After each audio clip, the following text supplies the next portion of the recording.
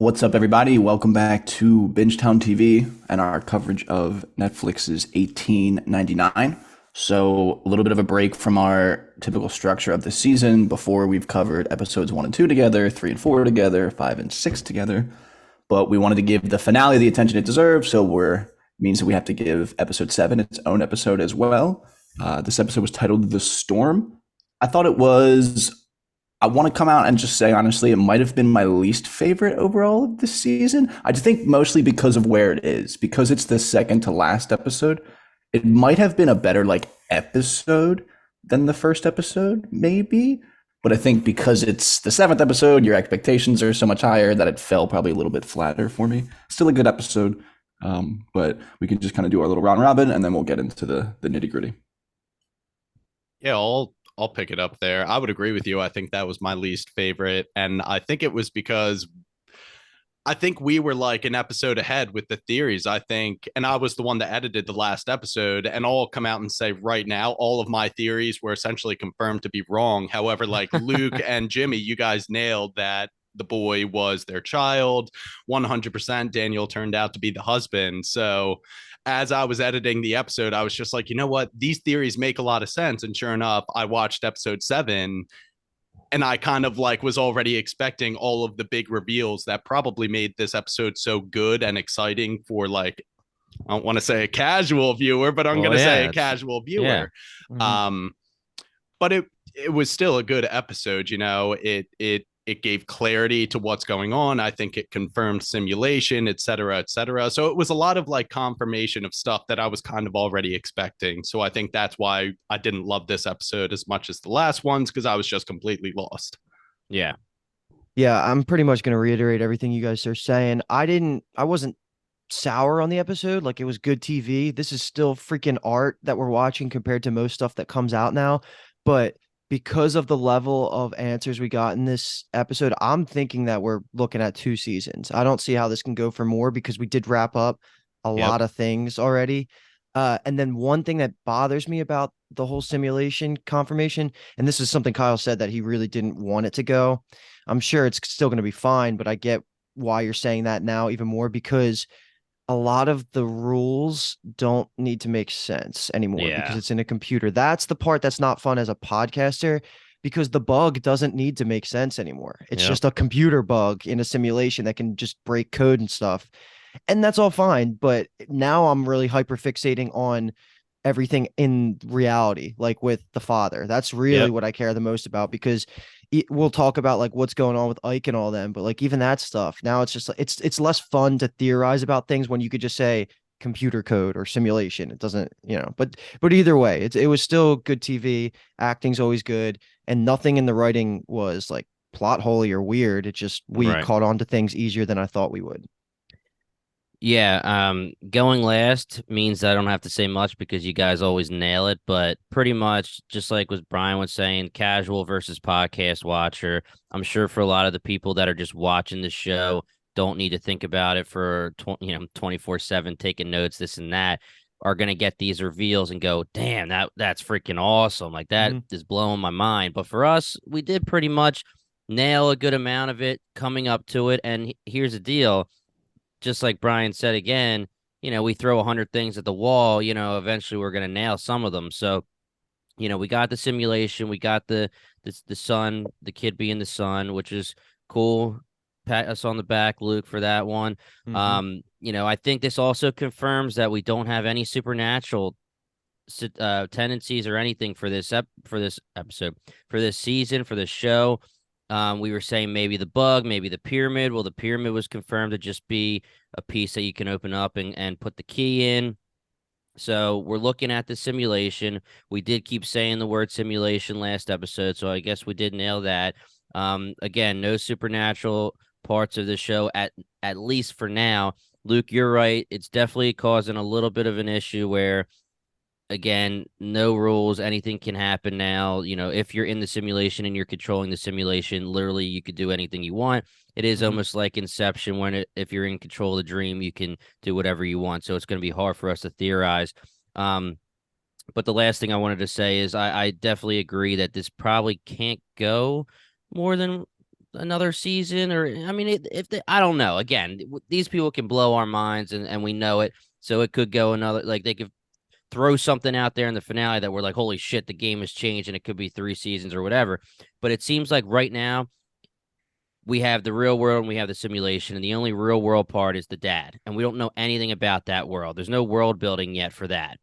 Mhm. My And question, and I'm sorry to jump in on you because yeah, Luke had said the same thing, is we don't know for sure like what level of real his world is either.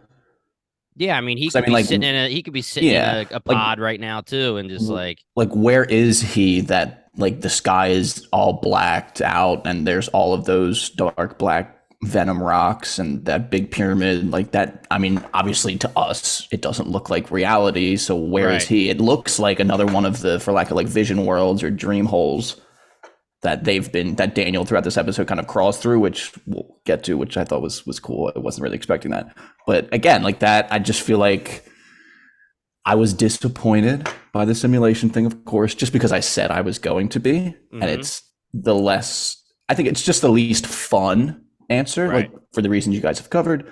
But I think it's easy to jump the gun and like assume about the simulation stuff. I think there's so much more to come. Oh yeah, Like there's going to be other things that's going to turn it on its head. Like you had said, you don't know if it go more than 2 seasons. Like the season finale to season 2 of Dark was insane. oh my And it god, just completely changed everything again. And it was like, holy Yes. fuck, we're going right back to square one, essentially. So Yep, I think yep. there's a lot more in store than just it being basically, okay, we're in a simulation. I can agree with that too, definitely. I mean, we said it from the very first episode. We're expecting them to blow our minds. And, they have been throughout this season. And then again, because we're podcasters and we're thinking so much on it, we're starting to guess things and we're starting to be right. But that doesn't mean that the finale, we're going to be texting each other, watching, going, oh my freaking God, dude, this is ridiculous. Mhm. They just got us again. Yeah. We have no idea if that's going to happen. And I expect it. And it might be too much to expect. Who knows? Like, it might just be a clear cut finale. And then we're like, all right, are we disappointed?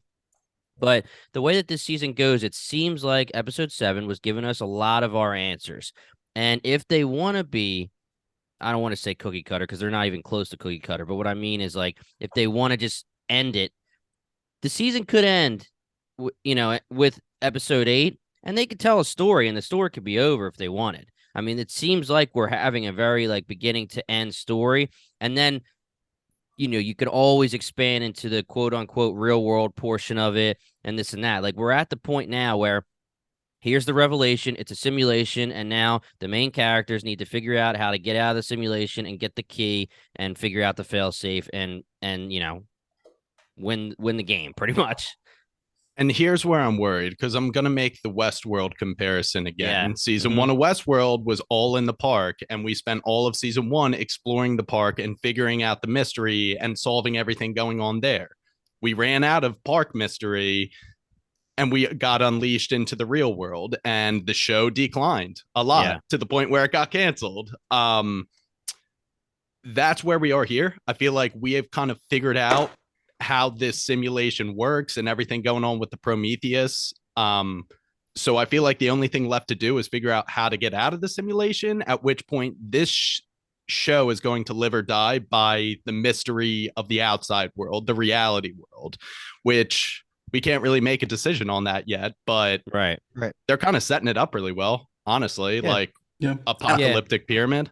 And I would even Oh, no, go ahead. go Kyle. so far as to say that I don't think that we've really figured out everything about the simulation yet. I mean, That's so true. we know. I mean, at this point, so much of this episode, if you want to take it chronologically, just leads to the same conversation the whole time throughout about the simulations. I don't really think obviously, if there's certain scenes we want to pick up and highlight themselves, but I feel like everything we're going to talk about will just lead us back to discussing the simulation. Yeah, so, right. but I feel like at the end of this episode, we're in the archives. And her dad says, she even comments to Daniel, who throughout this episode is trying to get the key, which in his mind, he tells Maura that like, trust him, like he'll almost like tether them to the simulation and like, they'll be okay. Like it won't just restart fresh and clean. And Right. Mara's dad kind of pushes back on that. It's like, it doesn't matter what you do, like it won't work. So like, are they Yeah. stuck in the archives and now there's another simulation going on, and whoever survives that will then meet them in the archives, and we'll get like multiples of people, like variants of other people, like who have had different journeys, so they have different information. I feel like there's still so much for us to find out. Yeah. I mean, getting into if like already if we want to jump into the end, because this might just be another free for all, like you're saying, Kyle, because we don't really need to go scene by scene, but it's pretty much confirmed now, and I really do love like the symbolism and the way that it's set up, where we were going last episode, like, all right, figuring this out, we think, simulation here, blah blah blah, there, whatever. What's up with all those ships? Like, is it each a different, a game or simulation? Like, but then you find out that it's pretty much like that's the archives, and which is a cool symbolism for it. Mm-hmm. They get sent to the archives and they're sitting there in like a file where it's all the ships and they're all files of each individual simulation.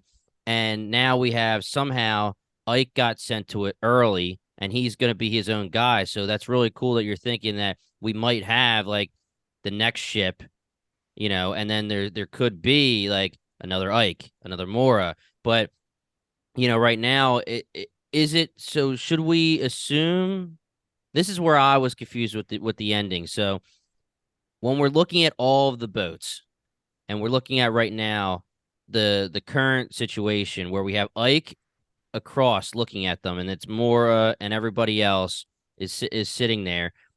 Is that because Daniel tethered them to the ship or to the simulation, or is it because they survived and like each boat has the survivors on there left in the archives just sitting there? Well, the survival, that could be two pieces of it, because I don't, like they were saying, Daniel and Elliot, the boy, they've never got this far. So I think in most of them, they all die within the 8 days, and then it just restarts, and that ship ends up going through the triangle portal to the archives with nobody on it. So I think it could be Okay. taken either way, and we So don't have usually enough the sample size to know, because they always die. the Right, okay. one missing piece of this is if you restart the loop with like 3 survivors still on it, would they just still be chilling in the Teleport. archives? Yeah, do they The teleport assumption to I the made is that if Daniel didn't do what he did this run, they would be erased and it would just be an empty boat. But what he did to intervene made it so that they were tethered and able to continue surviving in the archive. Although, Luke, I think the component you just brought up is another part of it. Everyone's No, already I, dead. I totally agree with what you just said there. Mm. Like Daniel was a huge piece to it. And also, I don't think we're gonna go the variant route, because to me, like the purpose of this simulation is it's connected to their counterparts in real life.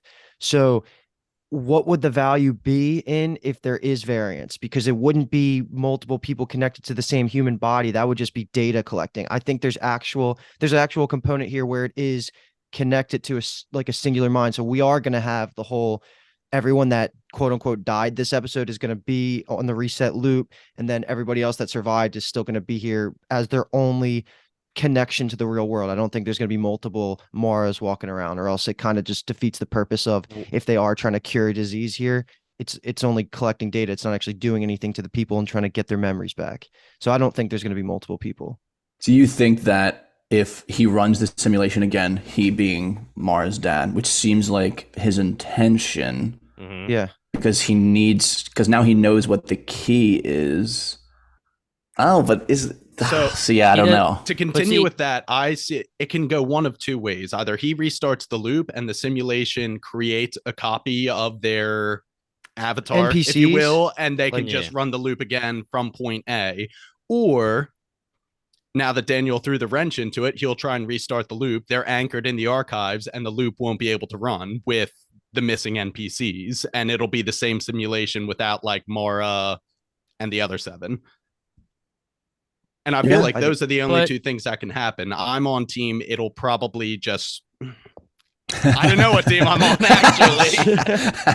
I don't know what team I'm on. Actually, I'm kind of rooting for Team Variant, if I'm being honest. I think Team Variant would be cool. It's just again, like we've been saying, it gets a little confusing because right now the dad's plan and goal is to get the key, right? He wants the key and he's going to trade the key for Elliot. So does he care about any more simulations, or is he just saying, Daniel, get over here, bro? I'll give you Elliot back. Give me the damn key. That's what I was thinking too. It feels like, because him at the end, and him again being Mara's dad, is saying, like, talking to Elliot, and he says, she'll bring me the key and this will all come to an end. Like, the Kerberos has moved to an archive. She'll bring me the key. It will all come to an end. How does she bring him the key from the archive? Like, what does that mean? Because if he's not in the simulation, then how does she bring him the key? He knows what it is now, but does he know where she, because if he had her body, then, but it's not a physical thing, I guess, because Daniel does say to her, like, code in this world can be anything. It can be an object. Yeah. So like, that's kind of, I feel like the biggest, well, the other, I think the one mystery is what we've been talking about of, do we restart and everyone goes out of the archives? Are we stuck in the archives? Do we get variants? And the other one is, what is the key? What does getting him the key actually look like and mean? My thought process is that Maura is the one who actually created this simulation, and she's like the mind behind it. Meaning, she's not bad or anything. Like, just say that she's her father's daughter. Her father had a plan, and he's probably a genius too. And she was, as we know, a doctor, even though she couldn't practice. Whether that's a true story or not, but whatever. My assumption is that she's the one who's the genius who created the simulation. It's being used for something that she didn't want. But her being the good person she is, for whatever reason, we don't know the reason yet, she made like a fail safe, and that's the key. I mean, we've seen that in other things where it's like you have to find the code, you have to find the key, and she's the only one who knows where it is. And in the simulation, she keeps it around her neck because she's the one who created, and she created a fail safe in it. I mean, for all we know, I guess you can't say the fathers are like in the simulation if he can control it in that way, but I don't know. Maybe it's just like it's like you're saying, it doesn't have to be the actual key. Just send me the code that I can use to do whatever I want to do with the simulation, whether it's, unlock this, unlock that, do this, do that. We don't know that yet. But yeah, I'm assuming she created the whole thing.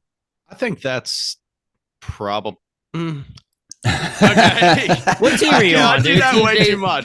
No, what I was gonna say is that theory would be supported by the fact that Daniel has this essentially OP right device, remote puzzle control, device, whatever you want to call it.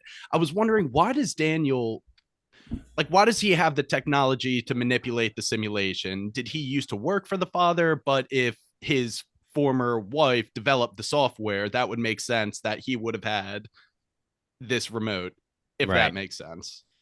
Another thing, and again, we're just jumping all over, and I don't even care, dude. No, but the thing that I was wondering, now that we have a lot of hindsight here, is you meet Daniel and you meet the boy, you meet Elliot, and Elliot is not saying one word the entire time, and I'm guessing. And he does the whole, like, puts his hand to his mouth and says they're listening. Shh, don't say anything. That's why, and he basically tells us that's why he's not talking. And I guess Daniel was okay to be seen because Daniel's not the one with the pyramid. And Elliot's the one that couldn't be seen because he has the pyramid. So the dad always says, bring me the boy because the boy has the pyramid. My question is, if we've seen the screens and we see how he's just watching 24/7, how has he not seen the boy with Maura all over the ship? And also, like, if he has to be so quiet about their listening, I don't understand how the first mate was just so easily, not easy because we do know he was working at it, but he uses that device and then he's like, gotcha, brother. And then he finds him and he goes and gets him. I just don't understand how that whole thing worked. The only thing I can think of is that maybe, if to kind of take your Maura create the simulation theory farther, maybe there's something about her room, because Elliot kind of stays in her room for the most part. Okay, so maybe her room is that's what I'm thinking. Maybe unwatchable or something. Yeah, because it has the same number as the mental patient room, whatever you want to call it. So maybe there's something there. Again, I don't know if I actually believe that, but just trying to maybe play a little devil's advocate, that could be a possible explanation. let's extrapolate this out. Keep talking about the boy in this hindsight thing, because how does this connect? Because I'm actually very concerned with that as well, Jimmy. Now that you're bringing Yeah. it up, I Right. didn't realize how concerned I was with it, especially because shouldn't he also doesn't he have insight into all the visions as well? Like into the vision rooms? It's like the cameras. I forget if we've seen clips. He of him. watches like when Maura's in her vision or her memory. Right. Remember, she's smashing against the wall and breaking through, and the dad's watching from that, so he can see everything in the simulation. It seems like unless Kyle's right and only her room is not to be seen. Like obviously he's locked in the cabinet at one point, so you can't see him because he's locked in there. And Yeah, this there and has that, there but, I has to mean, be there- some type of weakness to it, and I feel like this feels Yeah. like a question that gets answered in like the finale episode. right. Because I feel like Because if I mean, there it's could be- it's an easy criticism. Yeah. Right. It seems too easy. I mean, of a there could criticism. honestly be a thing where it's like because she created the simulation, she wrote in that like Elliot can't be seen or something, but he could be heard. So don't let him talk. But then it just doesn't. I don't know how like we get the thing where we don't see him, but the first mate sees like the alert Out. where he's sitting Yeah. under the grave, which is a cool reveal too. That's like where they have him hiding. But I also want to say that I think this is confirmation through this episode that each room does have the Yes. passage, 100%. which is cool because that shows how big the simulation is. Because we get a quick Oleg view of his, so he's got a crazy backstory, man. Yeah. I don't know. And to just again, I mean, to make the comment off of that, like just very quickly, he obviously goes overboard and quote unquote dies in this episode. Right. I feel like there's no way that's the last we see of him. Right, I agree. Any of the people that died, including Yeah. Ling Yi's mom, like And from the Crester, first yeah, one, yeah. and Crester. Yeah. Yeah, there's a way they all come back. I think the question is, again, with our conversation from the beginning of this episode, is do we get variants? Is there another simulation run? When we get to the real world, are they characters? So that's something obviously we're going to have to keep an eye out for. If we thought they were dead for real, we would have mentioned the fact that like 8 people died this episode before 20 Yeah. minutes Yeah, into the yeah. recording. Yeah, exactly. I mean, I think Um, it gets to the point where we all assume that they're coming back because by that point we know it's a simulation. So it's one of those things where it's like if you're the creators of 1899 and the writers, you're like, dude, we can like kill all these freaking people, get some kind of emotional reaction out of you, and then bring them back. But then at the same time, if you're like us, you don't get the emotional reaction because Yeah. we know that they're probably coming back. So it's like a double-edged sword there. So then here's the thing. When we were talking about what's going to happen when they reset this loop, there has to be some sort of difference between what happened with Oleg and what happened with Ling Yi, who is still chilling in the archives. There has to be some sort of reconciliation where archive Ling Yi sees Oleg with no memory of her, and that's like Yeah. a point of emphasis. That creates So great that- conflict plot right there. Exactly. That's why I think, yeah. This Well, is that's a good definitely gonna plot line happen. for them to follow. Anybody that died will have no memory again, and that's kind of the point. Mhm. And then all of the NPCs, which we were saying as like a joke, is actually just completely true. Like all of the Right, NPCs right. are not real people. Which is going to be very interesting because Mrs. Wilson is an NPC that made it through and is tethered, adding the extra right. She made it through, right? She Yeah, did. but is she an NPC? Because she got a letter. She got an envelope. She had a letter, but she was. Oh, yeah, I mean, we were joking that the NPCs were the ones that were going to jump off the ship, but we did see that. I'm trying to think. I mean, Crester, No, she is an technically- NPC.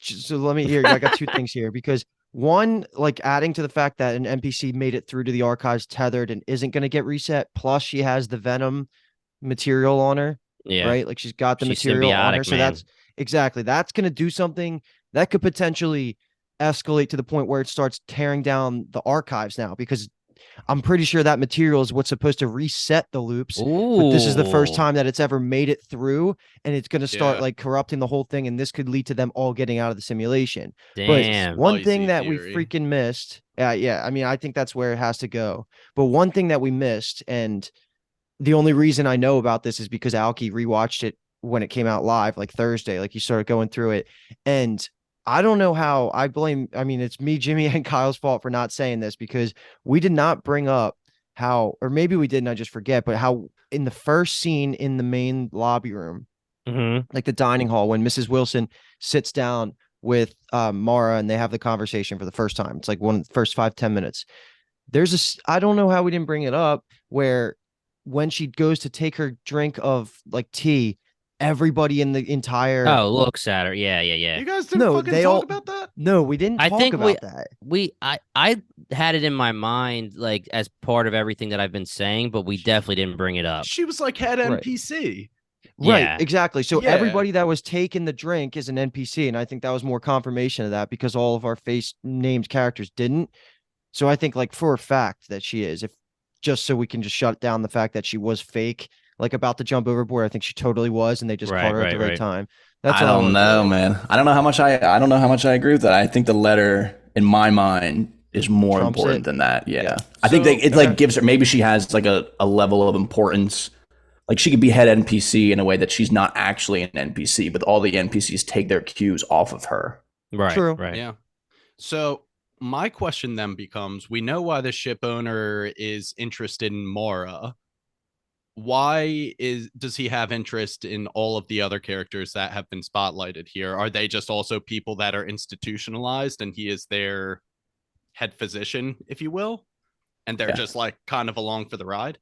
I want to I think almost the argue original that guess was that's the mental health thing, right? Like Yeah, or that- like Yeah. diseases, random PTSD, and that's why we're getting all these flashes Yeah. of what's showing what their ailment is. Yeah, Yeah. that is, I think, the most interesting question. Now that we've kind of sussed out a little bit of Mara and the dad, and now we know about Daniel and Elliot, we have some confirmation there.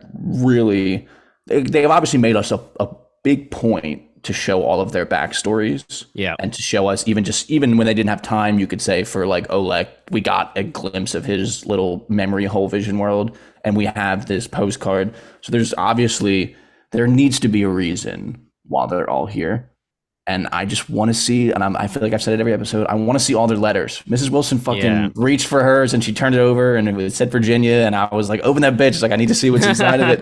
Because we see Mara's and it's from her brother and we still haven't gotten her brother. So There's So question on that though. Does anyone have any brother theories? Because I actually, for the first time after watching these episodes, now that it's out, like Reddit is now a tool.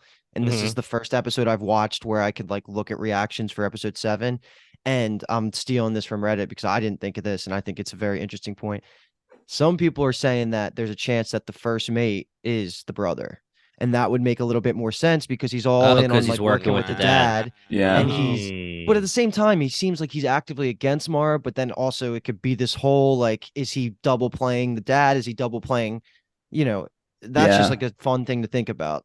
I would like that too, because I was looking back at things that I had said from the 3 and 4 episode and talking, and it just made me laugh because me and Luke had talked about how Crester, like picking a side, was going to be like an important pivotal moment, and then he ends up yeeting himself off the ship.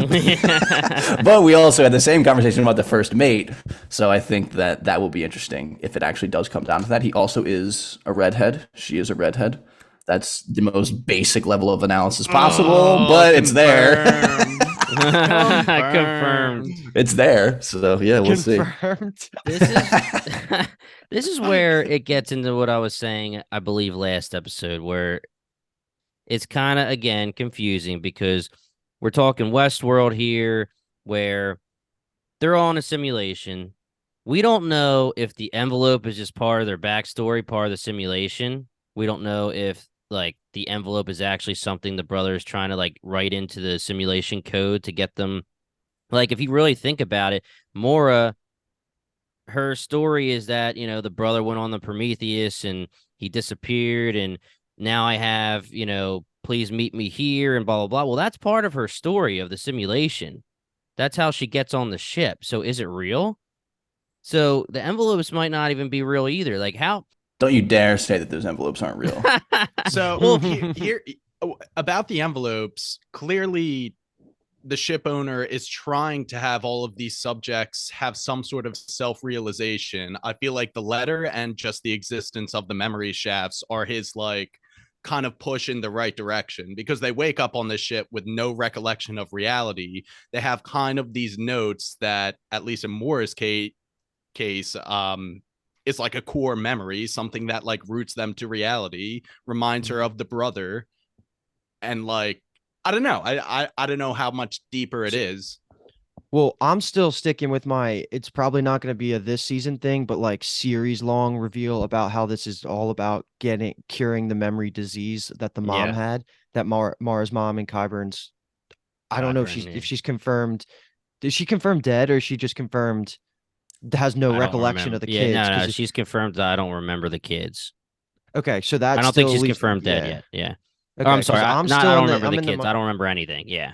The yeah, I'm in dementia. the mindset that that's still where we're going, and it is about using those, like you're saying, B times those core memories to help unlock this degenerative brain disease. But again, I don't really know if this episode supported that or not, but I also don't think it killed that theory.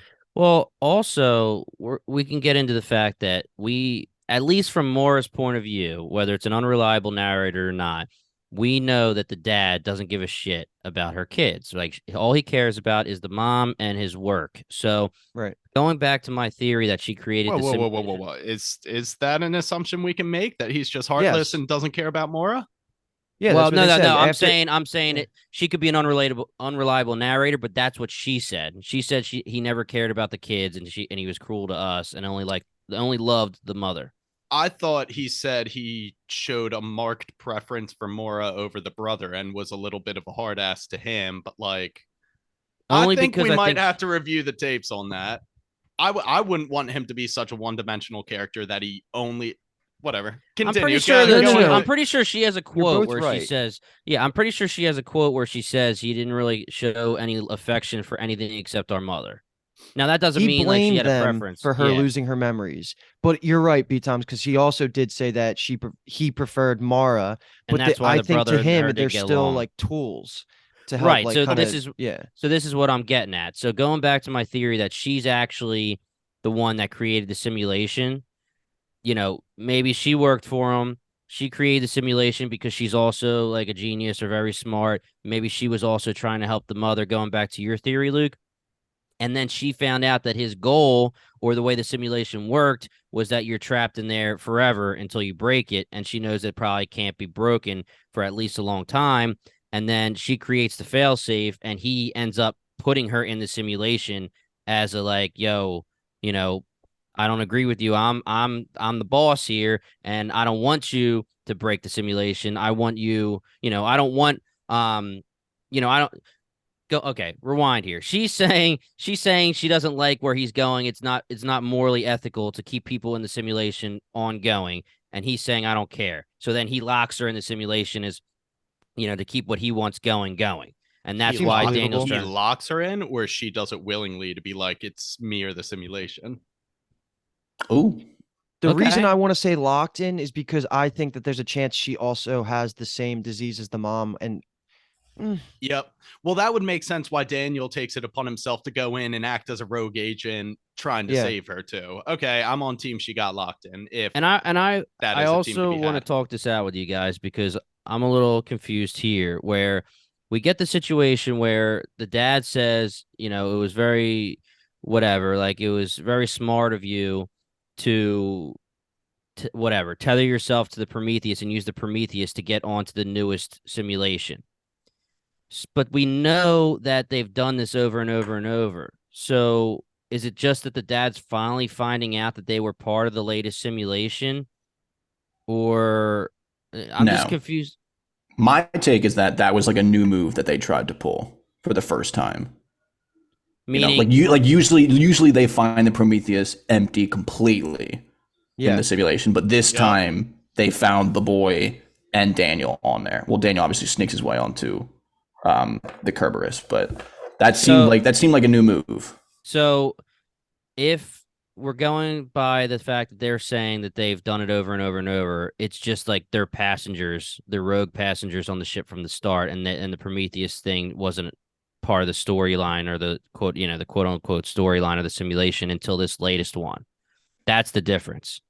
I'm going to say no. I want to say the Prometheus is part of it because I feel like he wants to analyze as well, like the captain's decisions to like actually Ooh. go after the ship. I would take it a step further and say the entire storyline of the simulation is based off the fact that there was a previous simulation. So the thing that kicks it off is the last simulation yields one ship adrift on the open waters. So Okay, so then the next simulation we'll get a different name ship that's searching for the Kerberos. Correct. Yeah, no, I like that, but my question is, what's the difference? So we're just saying that he leaving Elliot on the Prometheus so that Maura would find him is the difference. But how is that really that big of a difference then? You know, in the next simulation or the previous simulation for the Prometheus simulation, Elliot was just there somehow as a passenger because he was on it. I mean, we know that they've done it. I already take back my last theory because the Kerberos is in the archive. Not completely, just going to rearrange something. Kerberos is in the archives. I don't think it's coming out. I think the Prometheus is always the same ship that is adrift on the ocean. And let me just add to that. That honestly explains why the Prometheus looks like it's degenerated thousands of years. It could just be literally the same ship that just kind of is like getting decrepit, but at the Venom it's a simulation. Who cares about the physics? Do you remember like the mechanism that was on the Prometheus that Daniel was fucking with, that the Venom stuff came out? Captain Ike said something to the effect of, oh, there's an identical machine on the Kerberos, but it never worked. The Prometheus is the only one capable of starting the shutdown process. No, because Daniel uses the machine on the Kerberos when he fights the guy with the shovel. He gets the machine working. He's trying to shut up, man. No, the thought was there, but he's trying to shut it down. Yeah, but yeah, okay. Because Ike obviously didn't have the doohickey to actually work the thing. Yeah, that makes more sense. Yeah. Okay. Plus, they disappeared. Yeah. They disappeared from the Prometheus anyway before any of that happened. Jimmy, I have a question about what you're saying. So, are you saying? Because for me, I feel like you could interpret it two ways. Are you saying that the dad put Elliot onto the Prometheus? No. I'm saying that Daniel and Elliot have said, we've tried this over and over and over, and we've never gotten this far. The dad says it was very smart of you to try, using the Prometheus to get into the simulation, right? Mm-hmm.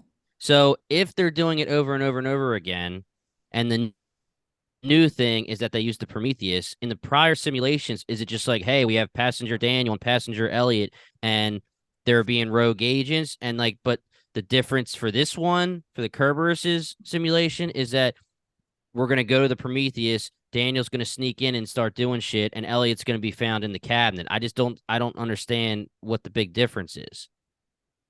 Also, how are Daniel and Elliot the only ones exempt from getting their memories wiped? Because they remember all the runs. Otherwise, they wouldn't be able to say we've never got this far. Well, that's the whole tether thing, that he's been tethering himself to each simulation, I'm guessing, right?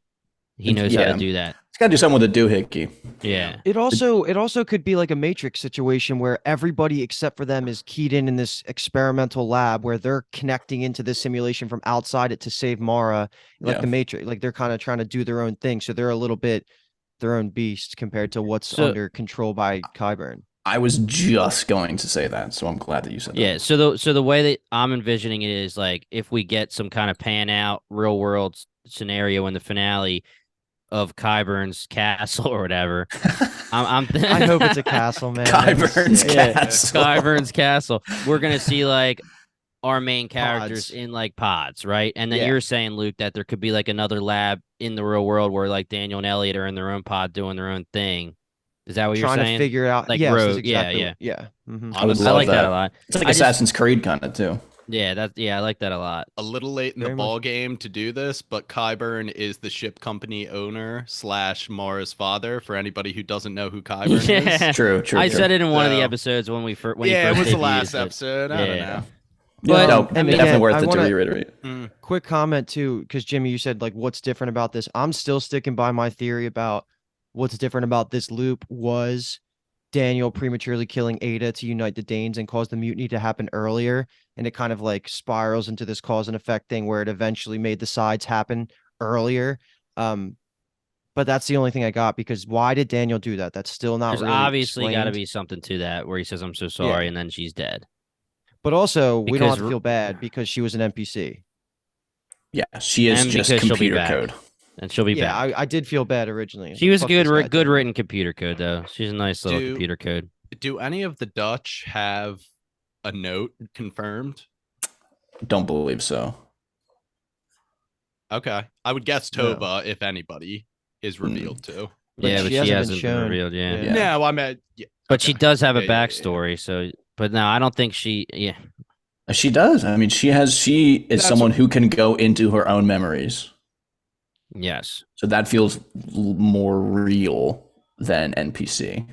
And let's talk about something real quick because connected to her, does that or Anchor and Mama Dane, they weren't NPCs, were they? But they might have been because She another wanted to wrench jump. in this whole Yeah, thing she is wanted the to jump. idea about how the ticker was like a delayed effect on some people. Does that mean they were stronger NPCs? Like, I don't know what that means about why it didn't kick in until they tied themselves in, because that applies to Clementine, that applies to Jerome and Lucien.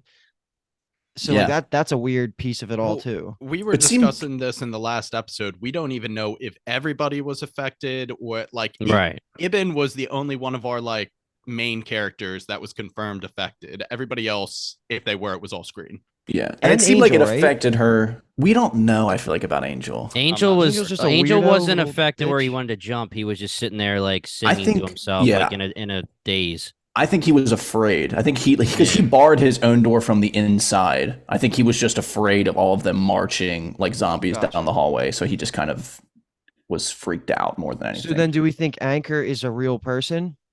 I fucking hope so. Our boy's a real person, dude. Because he better come back. Like, that Yeah. can't be the last we see of fucking Mr. Veal. I mean, I will say that whole family has reason to be in there because they all experienced that traumatic Tova backstory. Ibn clearly has some degenerative thing Ada- going on. So, like, all four of them have reason to seek mental assistance. Ada wasn't in the memory, so True that. she could be NPC And and the also- rest aren't. Crester was confirmed basically NPC though. That's true. Because he jumps. Right. I think a part of it too is that he again, being the dad, is looking at people and like kind of the way that they deal with their emotions and like mental fortitude to like change their surroundings and like the way they interact with their surroundings. Because he says in this episode, every time they make the same mistakes and every time they die because they can't get rid of their emotions, that's what makes them weak, human nature's ultimate flaw. And I think that part of the NPC stuff is that like a lot of them like literally don't have brains, like they don't have memories, so things starts clicking and they start moving. But with Right. Crester, like we've seen throughout this kind of all the episodes beforehand, that Crester is adrift. He doesn't feel like almost he has a home. Like his mom hates him. He's getting in a fight with Tova. Like his little sister died. Like he obviously, it seems like at some level resents himself and how he is being gay. And I think it is showing a little bit too that like he didn't have the mental fortitude to fight it, because when it affects the mom delayed, like it affects her after she finds out that he died, and she kind of goes a little Ooh. crazy. You know what I mean? So I think Okay. that like she gave up a little bit of hope, if you want to say, and like she kind of gave up a little bit mentally. So then it I like starts kind of that. clicking for her, and then she starts kind of marching in the beat of it. And that feels to me like what happened to Angel too. But was he not tied up? Because if he was tied up, that solves all my issues. with No, it. he was Forget. lying. He was laying there with Ramiro. Yeah, Ramiro was that's holding him the- on his lap or whatever. He was I like love laying his that. head on his lap.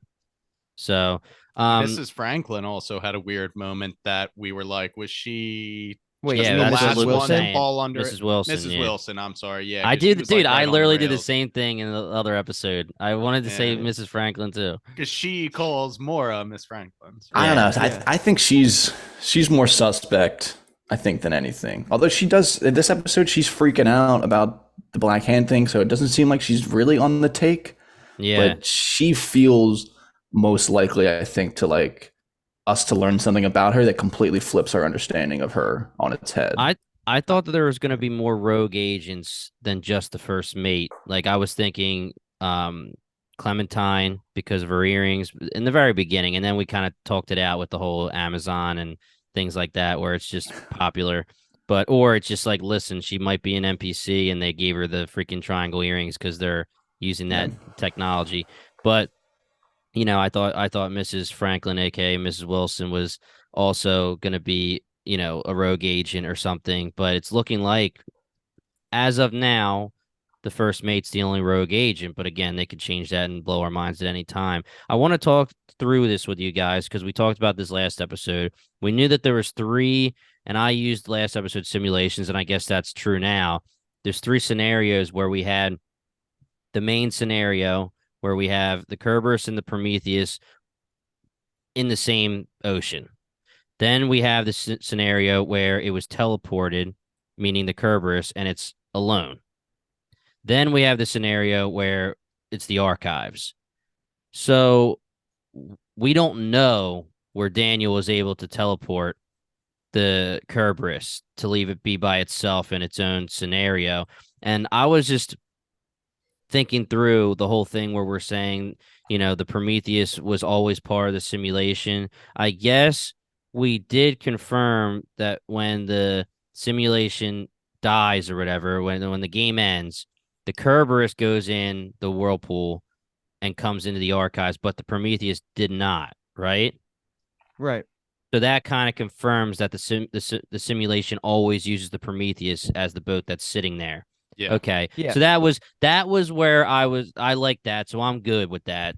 Check that off. I'm good. Because my original theory was that when the dad Qyburn is saying to Daniel, like, "Oh, you're smart. You use the Prometheus." I was thinking that Daniel was like overwriting the simulation, bringing the Prometheus into the simulation, and it wasn't supposed to be part of the simulation, and then that's his way to sneak on to the Kerberos. But really all he's doing is sneaking him and Elliot on in various ways, but the Prometheus is always part of the simulation. So we just don't know where that second world is, that second world dimension is, where it was just by itself and safe at the time when Daniel moved it.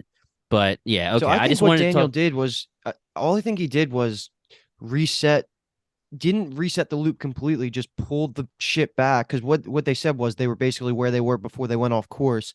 I think all he did was just push it back within the same loop, like 3 days or whatever it ended up being. Like that's all that was in my head. It was the same loop. So like He before just you kind of reset that before piece you of it. find the Prometheus. So you're saying like the part of the simulation where they haven't gotten the Mayday yet and they're just chilling by themselves on the water.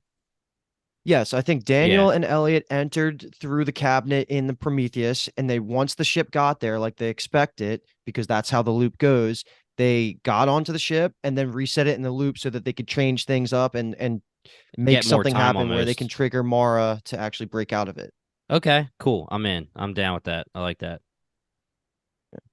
And also, let's talk about it now because you brought it up. That freaking I've been waiting for the whole whirlpool in the middle, Yeah, like yeah. transition, because it's been in trailers, it's been in the title sequence, and it did not disappoint. The No, CGI it for was that was awesome. fucking amazing. Just the ship like swirling down, Lingy's like looking out. Oh, I love that whole Yeah, the front transition row and just the seats. animation. I was literally thinking in my That was head, like, sick. if I'm gonna die, like, that'd be pretty sweet. Like, you're just like staring into Yeah. the light from the bottom of the whirlpool. Like, I'm in. Yeah, but Just Just like happen to swoops die. right up. Ooh. they absolutely threw our boy Oleg the short stick. I was like Yeah, pissed. It was the weakest way for him to go out. And then he's not fully out, I guess, is a possibility, but him just getting crushed by that wave and screaming, falling overboard, I was like, there's no way they just did that to us. I blame Ling Yi. Yeah, Oh, well, for it's definitely sure. her fault. Yeah, I mean, she Yeah. should know at this point Big that her mom's Al. dead and she's seeing hallucinations. I mean, I Well, get it. It's your what mom. is You're gonna that? go. What is the symbolism of seeing a hallucination of a dead NPC? Like, what does that mean? Everyone I mean, her has their own mom is story. seems like a real thing. Like, I mean, the thing is, like, everyone has their own story, and the dad Qyburn literally says right after that happens, as everyone's dying, the line the quote Kyle said, where it's basically just like, yo, love is their weakness, and they keep doing the same things over and over. So we can assume that the story changes, and they just keep making those quote unquote stupid decisions. But I'm just assuming that the dad wrote that into the simulation for what was going to happen to Ling Yi and Oleg. Not necessarily like, I don't know how fully you can write the simulations and how you can control the characters, but He's right testing into her, basically. right into the simulation that she's going to see her mom, she's going to freak out, go after the mom, and then see what Oleg does. And Yeah. then, and then his quote comes right after that. So it's like he's testing to see if Oleg Oleg literally does say you're effing crazy before he tries to pull her back in. I mean, he could have just said you're effing crazy, I'm not going after you, and the dad would have been like, boom, you passed, bro. Proud of Yeah. you. But every time he goes after her. Yeah, exactly. Let's take this time, since we're kind of just like not wrapping up, but we're like talking about the end here. I just want to bring up how epic it was. Like once they did go through the portal and then they show up and Ike sees that the new ship popped up, how Mhm. like just the shot of the survivors there was like pretty like poster worthy epic. I just Yep. want to just say it out there and tell me if I missed anybody about who died and who's alive in terms of non-NPC people. Because I have at the end who's there is Tova, Ramiro, Ling Yi, Maura, Jerome, Clementine, and Mrs. Wilson, plus Ike. And they all seem to have a counterpart, which is really, really like cool writing, because that's gonna be what they end up doing, like trying to all connect to their plus one, I guess you can say it. And Yeah. who I have is like quote unquote dead is Angel, Olek, Ling Yi's mom would be Ling Yi's, Lucien, Franz might be the counterpart to because he seemed real. Franz could have been the counterpart, maybe Ike. I don't really know there. And then the Him and mama and Papa Tova. Dane. He was with Tova. Oh at the yeah, end, okay, yeah, you're right. But Yeah. then where does the mama and Papa Dane come in? Because they're also Each dead, other. but they're going to be important for Tova as well, I guess. Okay, yeah, they would be Tova's connection, I think. Tova. Yeah. Yeah. Who's Ramirez? Angel. Angel. Oh, you mean that like Fucking- someone like? Well, I thought you meant like that survived with them. Like Jerome has Clementine. Right. Ike No. has I'm Maura. saying everyone alive has someone dead. Oh, they okay. can kind of connect Yeah. to. I took it the Yeah. other way. That's my fault. Jeez, you guys are quick with the insults over there. God damn. I didn't say anything, Kyle. I got your back, bro. I know you do. Okay, so just I guess some things to bring up, just things that I highlighted that I just thought was interesting throughout the episode. If it creates commentary, cool. If it doesn't, then fuck me, I guess. But I just thought it was interesting. We keep talking about where the symbol keeps popping up. We do see. I don't think it was ever confirmed, unless I completely missed it every time. And I could have that the room markers have the symbol on it too. Yes. Okay, and then Mrs. Wilson's dress. Yes, dude. I had to pause that to make sure. Yeah. So she's wearing a dress with the symbol on it as well. On her sleeves. Yes, which I think goes against my argument that she's more than an NPC. Right. And that also would be- when we had talked about how Ling Yi's dress, her kimono, her outfit has the symbol on it, and we were like, well, Mrs. Wilson gave that to her, so maybe she's on the take, but it seems like it was just a dress that she had made. It's just changing your custom attire in a video game, man. Yeah, it seems Yeah. to be more of that than anything else. And to go back on a kind of a bigger point that we had just made maybe about 10, 15 minutes ago of is Maura suffering from the same affliction as her mother? And in Daniel's memory, which I think we're all kind of assuming that the memories are like real, quote unquote. Obviously, they're experiencing them in a simulation, but these are things that have happened to them in their real lives. The conversation, I think, plays into that idea that Maura might be suffering, because when Daniel always says to her, it seems almost like his catchphrase to her is like, I love you, never forget. Yeah, that's true. Maybe he's So- saying that too because she who knows what the actual deal is with the mom having kids and then starting to get dementia, whether it's obviously we don't know. Again, we don't know the time period. Like if it was 1899, it could be coincidence and the dad could just be like, dude, the kids freaking did it. What the hell? But I don't know how. We know it's technologically advanced, so whatever. But if there is some kind of disease in this world where you have kids and then you start forgetting, well, she had a kid and maybe she has like the genetic thing from her mom to start forgetting things. So, I don't know if that could be part of the world building. Another thing, Kyle, is if we're saying that those memories are true, or at least as real as we can guess, then the background, the post-apocalyptic background is in that memory when we see where they're living, Maura and Daniel. Like if you look out the window and when they show the pan out of where they are in that memory, it is the same background as where the dad, Kyburn, is. Yeah, I guess, I don't know. I mean, I guess there's a way you take that of, like where does the memory start and Right. end? Yeah, exactly. Yeah, you're right. It could be, cut off right at the front door of that building. But I'm just saying It's also could be like if Mara's the one who created the simulation, then maybe like they could have like a little personal use of it where like they incept themselves into a simulation where they can kind of stop time almost, because she does say, and this was something that with the first Matrix thought I had when she says like, I wish this moment would last forever. And I thought he was going to say like pretty much like, red pill, blue pill, like what if it could, but Yeah, right. that obviously didn't come. I think I'm just really stoked to see. I want to see real world Mara really badly. I want to know the level of like how involved she actually is in all of this. Yeah. What if it's it's gotta be high? What if it's freaking, dude? What if it's just a video game and like Qyburn and Maura are just playing video games the whole time and they're just kidding? That would suck. That would suck. Unless you guys have more comments there, I want to talk about the other visions because we briefly mentioned a couple of them, but I feel like that was a crazy trippy scene when Daniel's just going through the ship's hull and popping through each of the different visions, because we got 2 new ones. Yeah, we got Ramiro and Olex. And Olex, yeah, okay. So is Ramiro and Angels, they share a room? Is it the same thing going on there where they can share the same core memory? That seems to be whatever they did. Like if they killed somebody because they got caught hooking up or something, then they had to escape because they just murdered somebody. That seems where it goes, because you see the necklace on the ground and then right away it flashes to him having, I think it's Ramiro holding the fake priest necklace. That like that's what we were supposed to take from that, right? I feel like we can only 100% connect it to Ramiro, not Angel. That would be like an assumption that isn't something they like spoon fed to us, but definitely that was Ramiro's backstory. And it looked crazy. That was just him killing the priest. But Angel doesn't have an opportunity to have a different vision room because it's the same room. That's the only reason I'm saying it's safe. That's where it's crazy, because could it be that Ramiro is real and then they just tied an NPC to him and gave him a quote unquote another story, like added Angel to his story, and then his real background is just, hey, like I'm gay and I somehow had to get out of where I was and I killed a priest and took his garb. I don't know what that would be freaking wild, because then if it turns out that Crester is also an NPC, that means 2 NPCs like fell in love, like started hooking up, and that could just be a whole nother.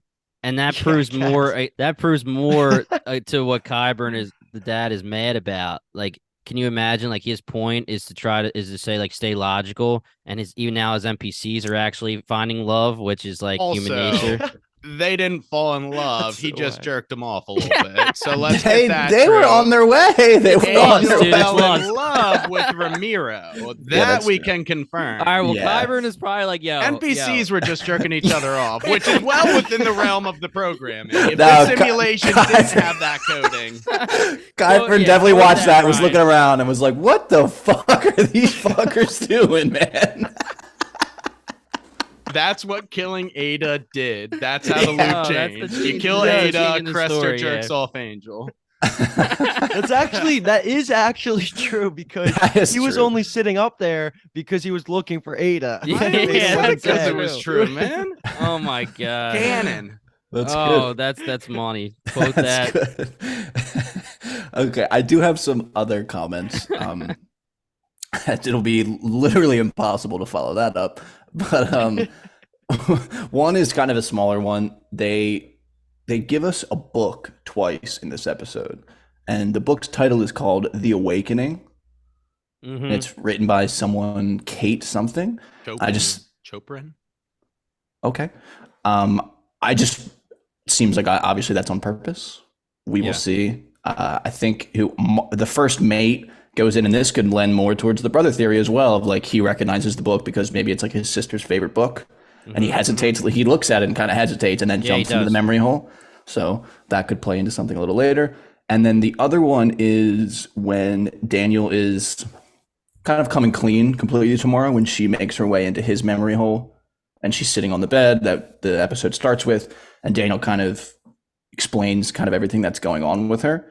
And he uses Plato's cave allegory of like what's actually going on with her. I didn't totally understand exactly everything that he was saying. I'm not super versed in what the hell Plato's cave allegory means, but I think the important thing is that he mentions he talks about like shadows and shadows on the wall, and that just immediately made me think of Ike and how like when he's in his vision, it says to him like, when you're here, the shadows go away. Right. So something obviously with his wife, maybe she almost has a similar affliction as Mara's mom, Mother, potentially right. Maura. Yeah, so we'll see. That just seemed like the use of the word shadows in that way seemed like it was purposeful. No, what's funny is that Maura had a one-on-one interaction with Yes. Ike's Yeah. wife, and True. she kind of like glitched out. I wonder if Maura being in his memory without Ike like glitched the simulation, but worth noting. And it was also in the middle of the simulation dying, so it could be either or, but I do like that. True. And in like the very simplest terms, and I could be wrong, I did kind of look up the cave allegory, and basically it was just saying like back in the day, if you have the cavemen and there's a fire, they're basically saying like the things that are behind them that are actually the real world in the real world are casting the shadows, but the cavemen and cavewomen, I guess, are only looking at the wall that are showing them the shadows and are taking that as the reality when really it's what's behind them is the reality. Okay, that makes sense. So Yeah, I'm just curious. Go ahead. I was gonna say someone was saying this was another thing I took from Reddit. I think this is like the only other thing I remember from like my scrolling, but like what you're saying, like the perspective. I think it was episode 6 or 5 that they talk about like your perspective Mhm. yep, Yeah, it's matters Mara's a lot. dad. Like someone was saying that if me you 2D turn to 3D, yeah. no, well, wait, That's wait, what I what? was saying. No, remember what I was saying is the optical illusion where you're looking at it one way and you think it's 2D and then you turn it and it's 3D. Like Yeah, it's a yeah, yeah, different all way of that. Like looking just at it. Yeah. perspective matters. And I was seeing something about 1899 like flipped upside down as 6681. I was which would gonna be say crazy. that. Damn it. Yeah. And I literally only found that out of doing the fucking YouTube thumbnails, and I accidentally clicked it, and it went upside down. I was like, "That's a number." It is, seems but that seems a little unrealistic. it seems You're saying too that's far the in the future. Yeah, that's the year. Well, Yeah. I mean, that would go along the lines of like post-apocalyptic. Yeah, it doesn't Yeah. seem too far. Yeah. Yeah, we could have lost a lot. It felt too far in the future because we're still studying the brain at that level of Yeah. like we don't know yet, and that seems like we But- might know, but the brain's very complicated. I feel Yeah. like you would have to be pretty far in the future to have a simulation capable of this, and the technologies fair. are hundreds plus years away. Yeah, And Pretty- we pretty also crazy could be stuff in the they're doing. realm of trying to save the world here. And like Yeah. the Yeah. father's doing this shit Yep. unethical stuff to get an answer that's going to help save the world. Because if that Black Pyramid landscape is reality and it's not just a second level of the simulation that the father's using to monitor all of this, that world building reveal is going to be fucking wild, and it could Yeah. be as crazy as we're in the year 6681, blah blah blah. Like I'm all in on that. That sounds I sick. like it. Yeah. I like it. yeah. We're gonna credit me with that though, right? Not the Yeah, not the 100%. Reddit. No, user? dude, Okay, Kyle, cool. I got that Cool. from you. Every Yeah. time you do Canva stuff for Bingetown, I'm so Yeah. happy. So I'm giving you that credit. dude. Okay, cool. Yeah. And it would be very them as in the creators of the show. I feel like that's a theme, and especially with the perspective thing as well. It works very well with the perspective, like Luke had said when he brought it up initially. And the last comment I had, that something we didn't really talk about, plays perfectly at the end of what Luke just said about the location of Maura's father, because he says that he wants the key and you know where to find me. They do. Who knows where to find him? Daniel? Daniel. I guess Daniel. Daniel That's because how I he's took it. in the real world. Yeah. So obviously, Daniel is going to be now our biggest source of information because he Yes. is the only one that knows anything at this point. They all just went through a fucking vortex. What they thought was real is no longer real. So how is Daniel going to inform them about these things? I think it's going to be really interesting to start the finale episode. And that's where you get into the whole, she gave him the key, which we know is not actually a physical key. And then he has to go to the dad. And does that mean like we're going to get a scene where his like pod opens and he has to leave and go to the dad? But at the same time, now what is the key that he got? Is it just like now I have the code written down, or do I have a flash drive with the code and that I can pull out of my pod and then, move on to the dad? That's where we need to get into the world building of what is actually going on in the real world. They haven't given us any information about No. how one gets into or out of the simulation, and Right. I think we're on a collision it's not course for true. Daniel leaving the simulation. I think the cabinet is important because we saw the first mate go through it to get out and then instantly go That's and talk true. to the father. Oh, That's yeah, true. yeah, And then the yeah. cabinet's relevant too because like It's where the not boy only pops is that back where up the in. boy was in the beginning, and then yeah, when the boy gets thrown overboard and he kind of resets and goes, or wait, did we decide that wasn't that he was put there or not? I forget if he popped up back in the cabinet after He did. being thrown overboard. He did. Okay, yeah, he Yeah. did. So Yeah, that's yeah. good. That's like something. hmm That's definitely going to be some sort of Yeah. symbolism of like Yeah. It seems like a little bit like a gateway to the gateway. simulation. Yeah. Yeah, And also exactly. like the subtitles when the first mate gets in, it's like something like energy something doing something. So Yeah. seems I don't. important.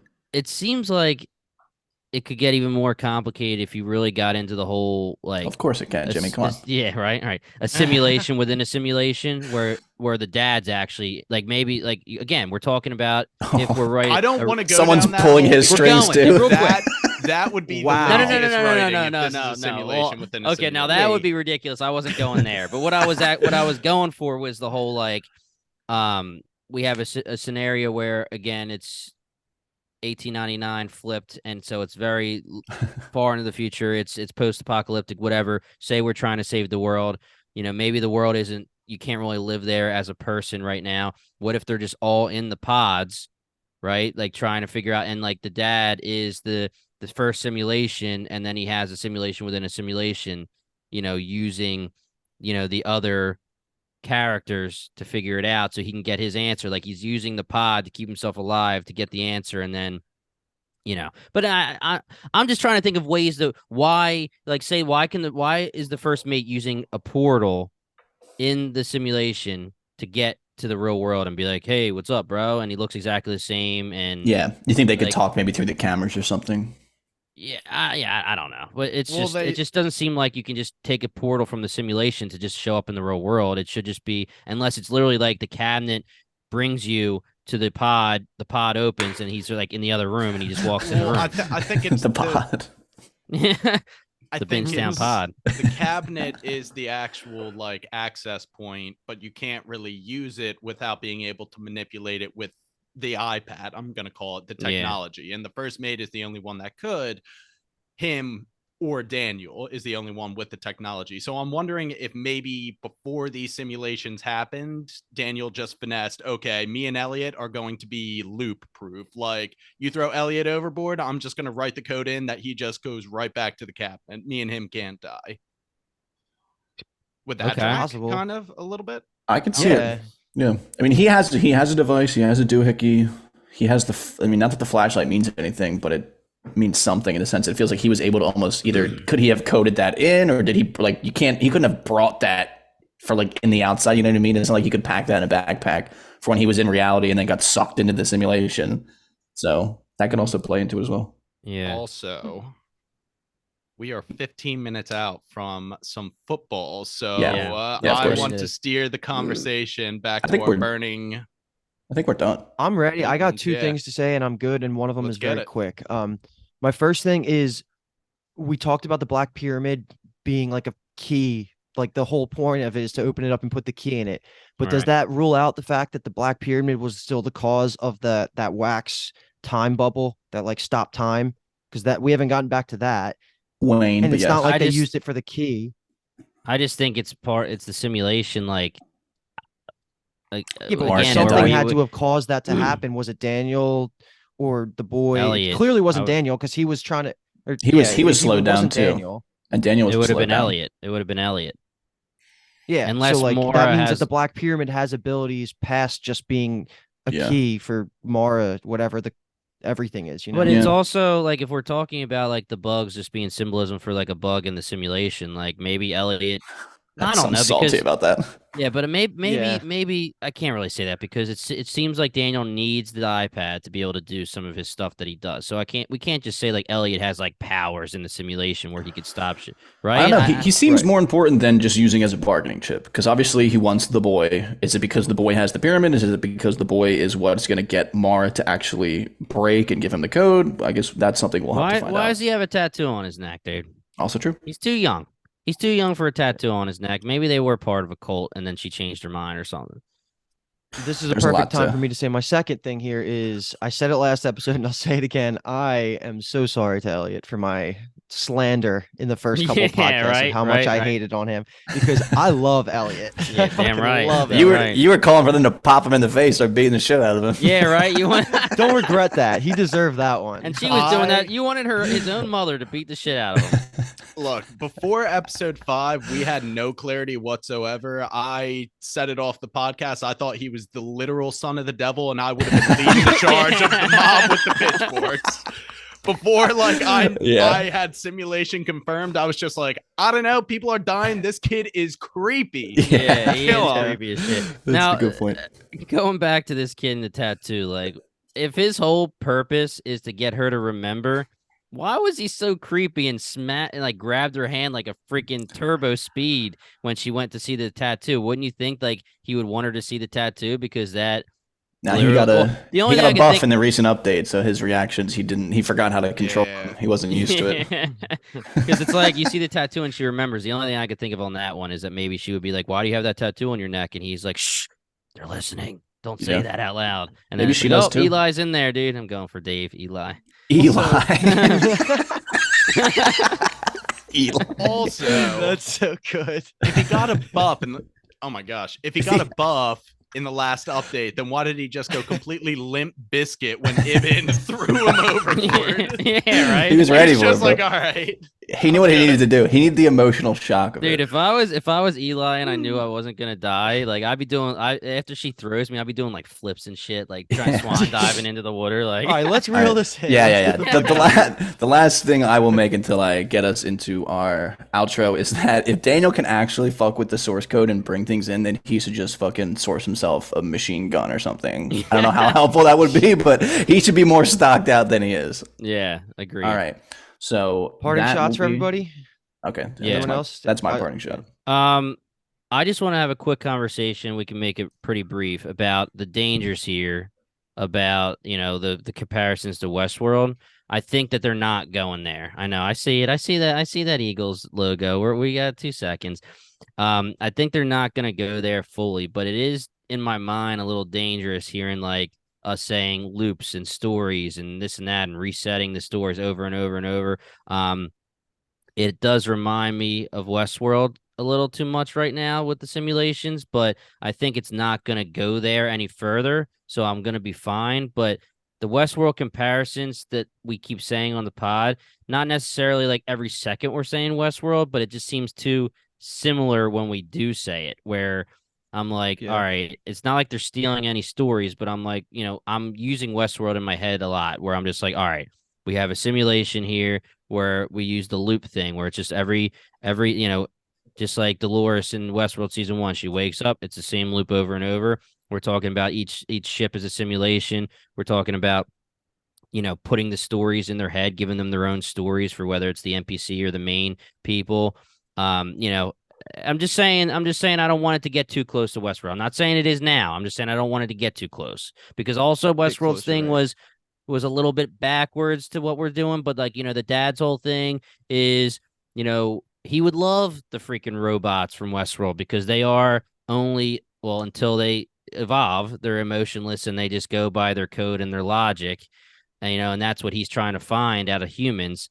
But that's the whole point of Westworld, like finding human nature, and we're talking about NPCs falling in love and whether you want to make a joke about it or not. But I'm getting a lot of Westworld stuff, and I don't know if I like it too much, but I'm just saying dangers for the future, not for right now, for the future if they keep going that way. Baseless My parting slander. shot. Baseless slander. How My hot is parting that shot thing? is I'm super excited for Ike next episode because he sat on the sidelines here. He's about to be the MVP of the finale, and whatever we get from him, like it's gonna be awesome. So I'm very excited for our captain. My parting shot is I feel really good about the first mate being the brother theory, especially I forgot to kind of like connect the 2 dots. That comment saying, oh, my dad favored me over my brother. The dynamic between the first mate and the ship company owner seems very much a son trying to win the affections Yeah. of his father. Yeah, Like agreed. he always has his tail between his legs in the interaction. He's trying to like do all the grunt work and please him. So I really like that theory. I'm gonna Babe Ruth call my shot and say that when we find that out is because he's gonna call her Henry By accident. by Ooh. accident. Yes. Yes, I like that. So my parting shot. 'Cause we're gonna- so in that way, are you saying, Brian, that do you think the envelopes are a part of the simulation where he's actually not on Maura's side at this point in the story? He's trying to get the dad's affection. He's part of the simulation as the dad's, whatever. I think I think that he worked towards getting the affection, realized what was actually going on, and is like, oh fuck, we got to stop now this. he's a double agent. Yeah, so now he's sliding the envelopes around. Okay, He's that's- not 100% on either side. He's sympathetic to both causes, and I think that's what his character's strife and development will be, is him deciding, am I going to be team dad or team Maura? I like that. Okay. Only if it's the Alright. brother, though. Like this all It's the goes out the brother. window. Only Yeah. if it's Yeah, the brother. yeah. But It's my the parting brother. shot before Jimmy took his third parting shot was that I feel good about that theory. Yeah. And And I still do. my parting shot here is that I want Kyle to hit us with a good outro, dude. Okay. Because but now my last parting shot is that I'm very excited to watch the finale, guys. Oh my god, what a waste of fucking 10 seconds that was. All right, so I won't waste any more time. First of all, of course, thank you for listening to our coverage of 1899. This was episode 7. We've also obviously covered episodes 1 and 2, 3 and 4, 5 and 6, and we will be covering the finale in its own episode, which will be coming out soon. We are covering a lot of other shows. We've covered a lot of other shows. I really recommend BingetownTV.com. It's all there for you. You can pop from there to whatever service you listen on, but it's going to give you it all organized by what shows we've done. I guarantee there is a show that we've covered that you like and have listened to. So be sure if you like us here, you're going to like us somewhere else in one of those other shows. So definitely go ahead and do that. Follow us on social medias at BingetownTV. And be sure to tune in for the finale. Be sure to tune in for the finale because we will be here and we'll be freaking out like we always do. And we'll have a lot of parting shots. Yes. And more parting shots, of course.